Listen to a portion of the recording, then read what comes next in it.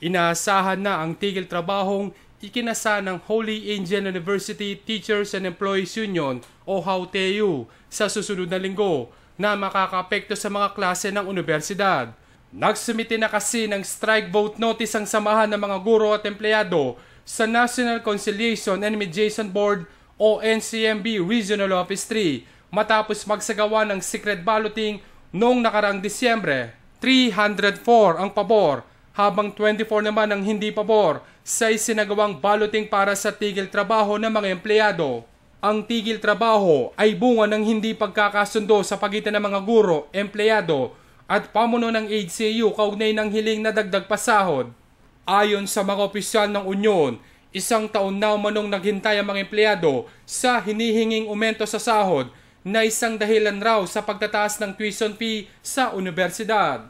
July 15, may mga discrepancies kami na nakita at hindi minor discrepancies. Substantial talaga yung discrepancy. So, yung sinasabi nilang 20.9 dati, naging na lang 20.5 million. So, more or less, nabawasan ng 400,000.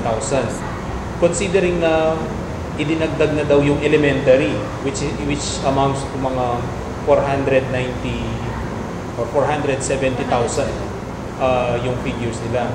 So kung naidagdag yun, bakit nabawasan pa yung budget? Nagsimula yung problema 2006 pa. That was when the current administration took over the presidency of Holy Angel University. Bakit po kailangan naming ilaban ito samantalang nakatakda na po ito sa batas? Sana po maunawaan ninyo na ang gulong ito hindi gulong dulot ng HAUTEU, kung hindi binigyan kami ng rason ng HAU management para maghabol. Hindi umano naniniwala ang mga miyembro ng Unyon sa sinasabi ng pamuno ng HCU na abonado pa ang universidad kaya hindi naibigay ang hinihinging benepisyo at umentong nakasaad sa Collective Bargaining Agreement o CBA. Natitipid o tinitipid ang mga empleyado considering na pataas yung income, pataas yung enrollment, pataas yung pondo.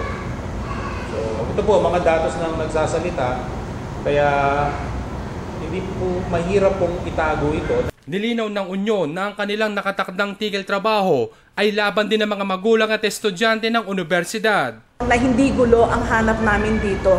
Ang sinasabi namin sa inyo, binabalaan namin kayo, yun pong magtatangkang pasukin ang picket ng HAUTEU at mag-cause ng kaguluhan. Yun po ang kailangan nating iwasan. Na ito po ay isang laban ng tinatawag nating pinakadakilang propesyon at hinihingi po nating suportahan ito ng mga mamamayan para maibalik po ang dignidad ng mga guro at manggagawa sa isang universidad na nagsasabing ang gusto'y kalidad na edukasyon. Ang Holy Angel University na itinuturing na kauna-unahang eskwelahang katoliko sa rehiyon ay tinatag ng mga laiko noong taong 1933.